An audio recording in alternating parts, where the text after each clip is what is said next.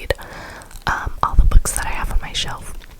There's also some more on the bottom too, so you can't see all of them right now. But yeah, so that was a quick little update.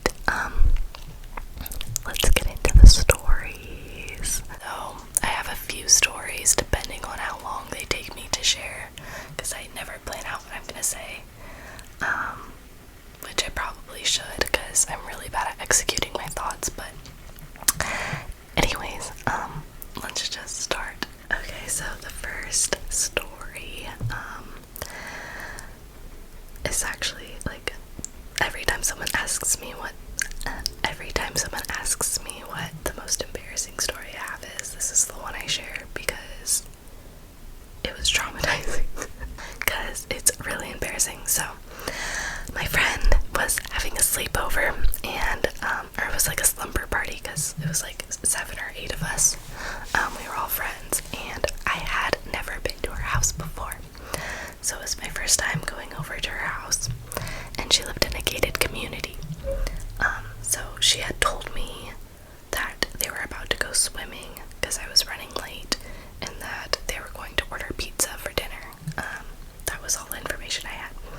And when I got there, I couldn't get in to the gated community because you need a permission number. So I was like texting her, but then I was like, oh wait, they're swimming, they're not gonna answer. But then luckily the pizza guy arrived and the gate opened up, and I was like, oh cool, I'll just follow the pizza guy straight to the house because I don't know the address either. Actually, no, that's not true. I did know the address, but all the houses looked exactly the same, and I got lost. I get lost easily, so I just followed him instead of looking myself. Not smart. So once I saw the pizza guy, I was like, he got out of the car, and I was like, oh, I'm not gonna get out yet because that'd be awkward waiting next to him. So I waited until he left the house to go in. So I went up to the house, and that he had just gotten out of, because I was like, this is the house they ordered pizza. This is the house. I guess my friend had told me to just walk in since they were swimming, so that's exactly what I did. I walked in, opened the door. I saw an older couple sitting on the couch watching TV, and I didn't know her parents or anything, so I was just like, oh, is everyone upstairs? Or I said hi, of course, and I said, is everyone upstairs? And they're looking at me like this, and I was like, and they were like, and then after a few awkward minutes of awkward facial exchanges, it registered in my head that this probably was not the correct house. And I was like, am I in the wrong house? And they were like, and I was like, oh my god. I don't even think I said anything. I literally just walked out as fast as I could because I was so embarrassed. Like, I turned a bright red, and I do not get red easily. So that was really embarrassing. Like, I should have apologized, but that's so awkward. And they didn't say one word. They literally just stared at me and nodded their heads. And I'm surprised they weren't like scared, but yeah, people lock your doors because a random stranger like me might show up. And the next story is very, very similar, and I've heard other people have done this before too, so it makes me feel less bad about myself. So this one actually happened in college. I didn't have my car one day, so I had to order an Uber. So I went to like a really random spot that wasn't like a good destination to be found or located. Like, it was kind of a hidden spot, so that was not very smart of me. And when I was checking the Uber app, I saw that he had passed around a few times already, because it was taking a while. So he had passed around a few times, so I decided to call him, and I told him, hey, you passed me already. And then he was like, oh, I'm sorry, just call me down, like wave me down with your hands. And I was like, okay. So I looked at the car model type and the color of the car. I did not look at what he looked like because I wasn't wearing my glasses at the time and I could not see anything without my glasses. So I was just looking for big marker indicators. So I saw like a gray car, and I think it was a Honda, so I waved him down. And once he stopped, got in, buckled my seatbelt, and he just stared at me, and he was like, "Can I help you?" And I was like, "Aren't you the Uber driver?" And he was like, "No." And I unbuckled my seatbelt so fast, faster than I ran out of that other house. That's my life. Yeah, so I got into a random person's car, and thank God I was not kidnapped or human trafficked, because that could have easily happened. So, yeah, once again, lock your car doors, because I might come in, because I'm an idiot. Yeah, so that was pretty embarrassing too. And I think I canceled the Uber after that and took the bus home because I was so ashamed of myself. Okay. Next is not an embarrassing story. It's just a funny one. So this one's also in high school. I was a sophomore and my brother was a senior, and we attended the same high school. So it was right before spring break happened with our school, and so our school has spring break the week of Easter, and if you're religious, you know Easter always falls on a Sunday, and right before that Sunday is Good Friday. So me and my brother decided to tell my mom that we had Good Friday off, even though we did not.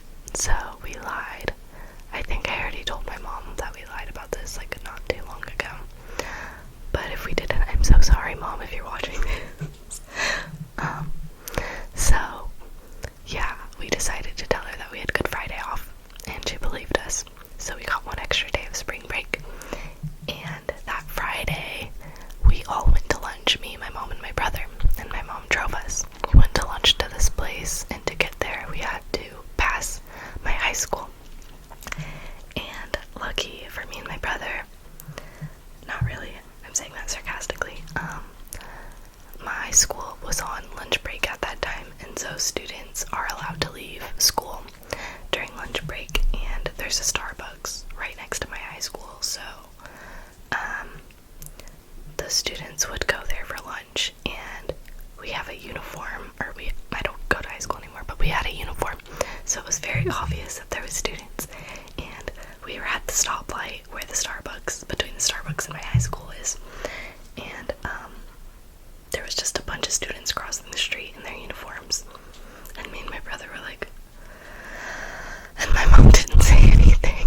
I don't know if she was like in denial, or she was just really oblivious and not thinking about what was happening, but she didn't notice, and she didn't say anything.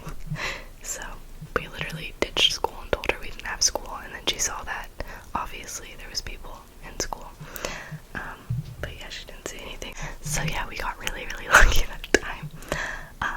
But I mean, it wasn't really that big of a deal. I don't think she would have cared that much.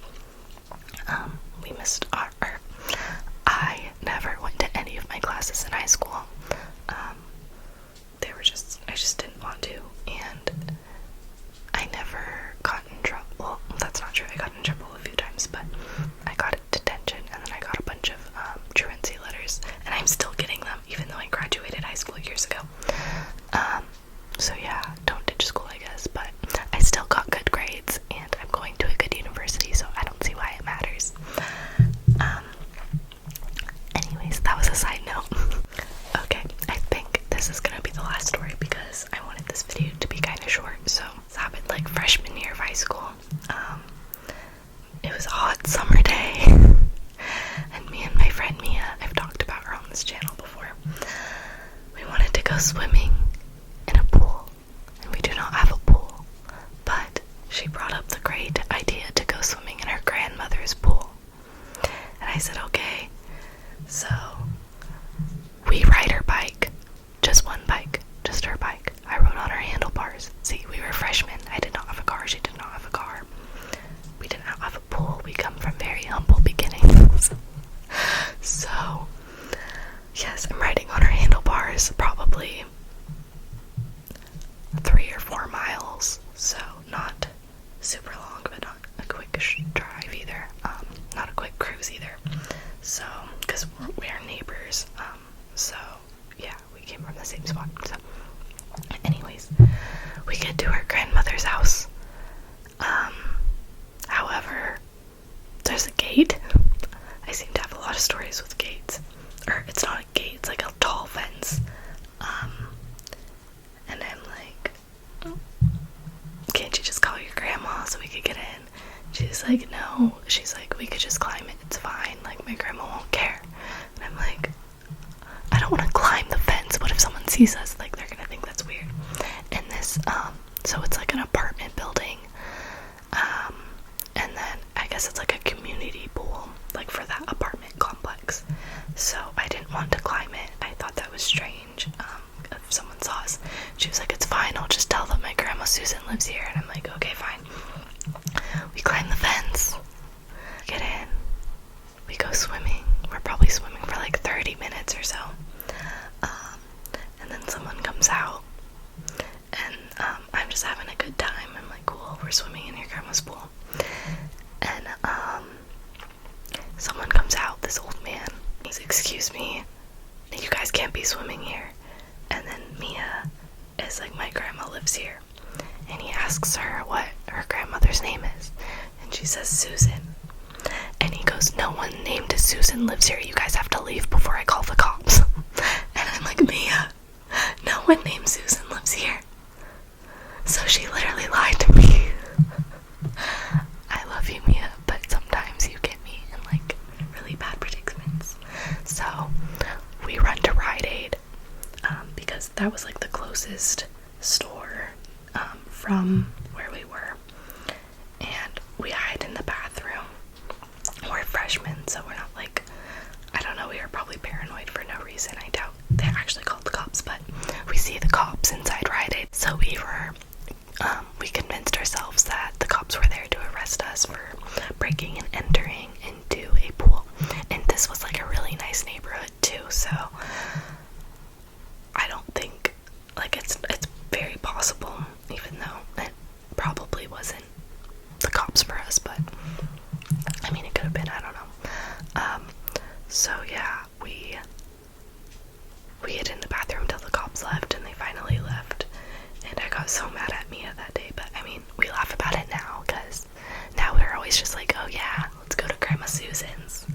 Grandma Susan doesn't exist. So yeah, every time I pass by that pool, because it's still close to my house, I just laugh and think about that. Okay, another really quick story, because it actually has to do with this channel. So I'm not gonna specify. Okay, I'll say it was in college. That's vague enough. So in college, I had to submit one of my essays via email to one of my professors, and I just so happened to have a really big crush on this professor. So if you've ever seen Pretty Little Liars, and you know Ezra, the one that dated Arya, that's kind of like the vibes he was giving. He was giving Ezra vibes.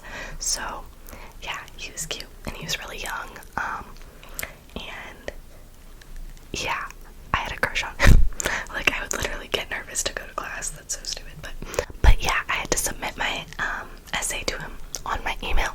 So I have like 5 emails. I have like a work email, a school email, a spam email.